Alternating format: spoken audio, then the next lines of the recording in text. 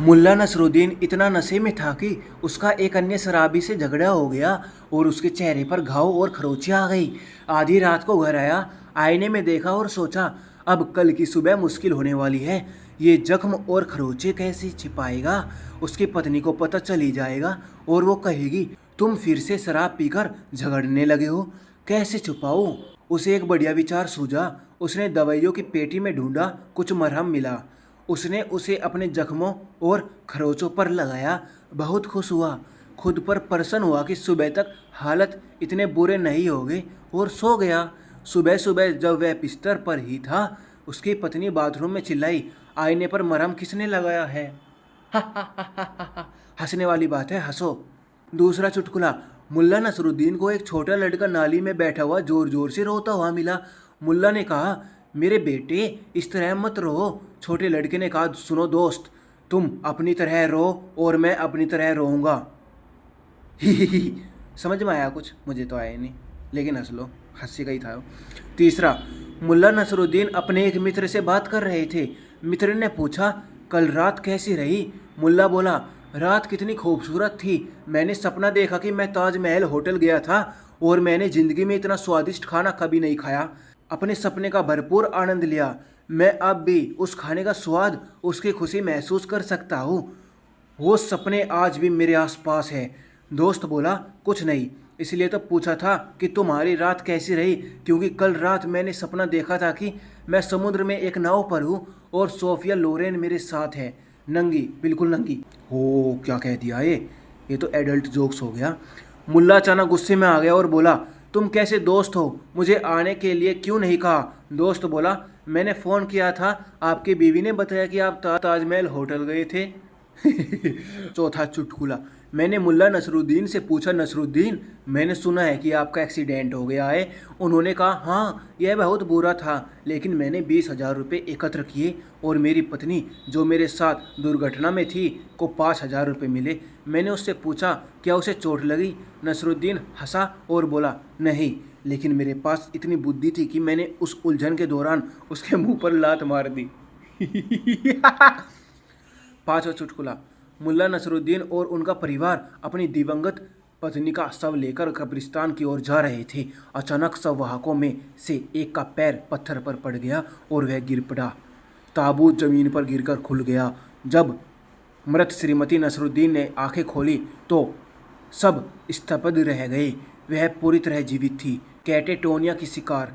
5 साल बीत गए और श्रीमती नसरुद्दीन चल बसी, इस बार प्राकृतिक कारणों से। लेकिन नसरुद्दीन भूले नहीं थे और कब्रिस्तान जाते हुए जब शववाहक उस जगह पहुँचे जहाँ उनका ताबूत रखा गया था, तो वह चिल्लाए, हे भगवान, पत्थरों पर ध्यान दो।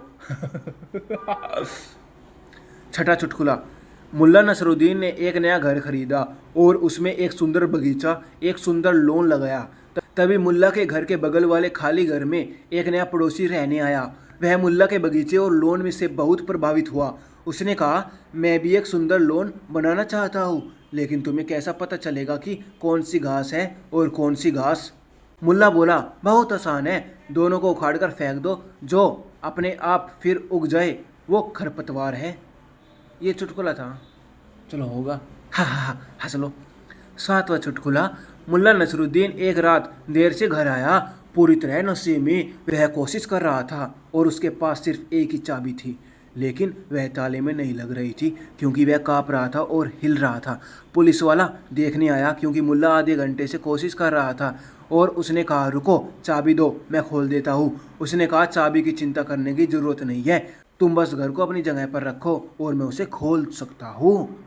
हो, घर हिल रहा था, वो नहीं हिल रहा था, उसका मतलब यह था। हंसो, चुटकुला था ये भी।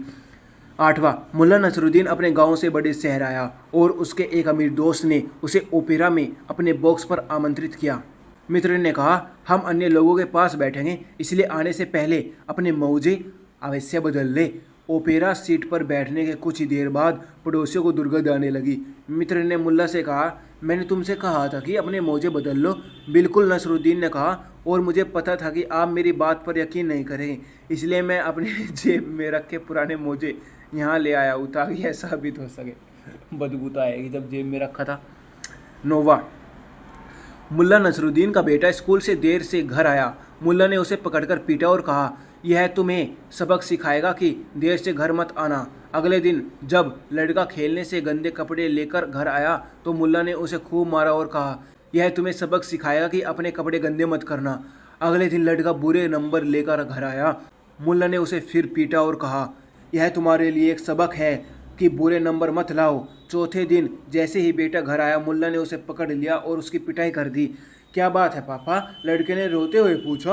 आज मैं समय पर आया हूँ, साफ कपड़े हैं और अच्छे नंबरों के साथ आया हूँ। मुल्ला नसरुद्दीन ने कहा, यह तुम्हारे लिए एक सबक है, दुनिया में न्याय नहीं है। बहुत गहरी बात कही मुल्ला ने तो।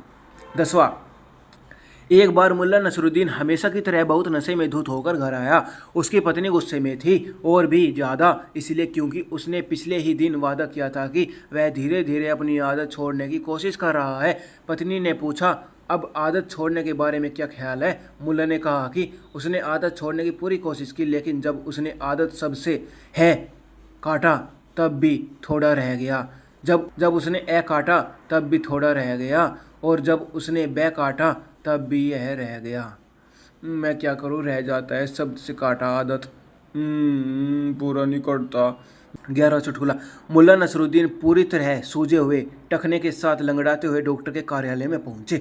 हे भगवान! डॉक्टर ने नसरुद्दीन का टखना देखकर कहा, यह कब से ऐसी हालत में है? मुल्ला ने कहा, लगभग 3 महीने। डॉक्टर ने कहा, अरे ये टखना तो टूट गया है, तुम तुरंत मेरे पास क्यों नहीं आए? मुल्ला ने कहा, खैर मैं थोड़ा हिचकिचा रहा था, क्योंकि जब भी मैं कहता हूँ कि मेरे साथ कुछ गलत है तो मेरी पत्नी जोर देकर कहती है मैं धूम्रपान करना बंद कर दूँ। क्या बात थी, मुझे समझ में नहीं आई। समझ में आई हो तो कमेंट कर देना। 12वां चुटकुला सुनो अब। एक बार ऐसा हुआ कि मुल्ला नसरुद्दीन नशे में धुत होकर लड़खड़ाता हुआ घर आया और उसने अपने ही घर का दरवाज़ा कई बार खटखटाया। आधी रात हो चुकी थी। पत्नी ने दरवाज़ा खोला और उसने पूछा, क्या आप मुझे बता सकती है महोदय, मुल्ला नसरुद्दीन कहाँ रहता है? पत्नी बोली, हद हो गई, आप मुल्ला नसरुद्दीन हैं? उसने कहा, हाँ मुझे पता है, लेकिन इससे मेरे सवाल का जवाब नहीं मिलता। वह कहाँ रहता है ये बताओ। सही तो पूछा उसने। बताती, मेरे साथ रहता है, मेरा पति है। 13वां चुटकुला, मुल्ला नसरुद्दीन की पत्नी मृत्युशैया पर थी और डॉक्टर ने कहा, नसरुद्दीन मुझे तुमसे सच कहना होगा। ऐसे क्षणों में सच बोलना ही बेहतर है। तुम्हारी पत्नी को बचाया नहीं जा सकता। बीमारी हमारी सीमा से बाहर हो चुकी है और तुम्हें खुद को तैयार करना होगा। खुद को कष्ट मत दो, उसे स्वीकार करो, यही तुम्हारी नियति है। तुम्हारी पत्नी मरने वाली है। नसरुद्दीन बोला, चिंता मत करो, अगर मैं इतने सालों तक इसके साथ रह सका तो कुछ घंटे और भी रह सकता हूँ। कितना हास्य का चुटकुला था। डॉक्टर तो कह रहा था यह मर जाएगी तो तुम कैसे रहोगे? उसने बोला कि मैं इतने दिन तक रह सकता हूँ तो 1 घंटा और बिता लूँगा। उसने उल्टा समझ लिया। 14वां चुटकुला, मैंने सुना है कि मुल्ला नसरुद्दीन अपनी बेटी से कह रहा था, यह तुम्हारा काम नहीं है, ऐसी बातें मत पूछो। तुम कौन होते हो मुझसे पूछने वाले कि मैं तुम्हारी माँ से कैसे मिला? लेकिन मैं तुम्हें एक बात बता दूँ, उन्होंने मेरी सीटी बजाने की आदत ज़रूर ठीक कर दी। फिर उसने कहा, और कहानी का नैतिक यही है, यदि आप मेरी तरह दुखी नहीं होना चाहते तो कभी किसी लड़की को सीटी मत बजाना। 15वां, मुल्ला नसरुद्दीन अपने छोटे बेटे को जो 7 साल का था सिखा रहा था कि लड़की से कैसे बात करनी है, उसे नोचने के लिए कैसे कहना है, क्या कहना है और क्या नहीं कहना है, उसे कैसे मनाना है। लड़का चला गया और आधे घंटे बाद वापस आया और बोला, अब मुझे सिखाओ कि उससे कैसे छुटकारा पाया जाए। सही बात ही आज के ज़माने को लागू करती है।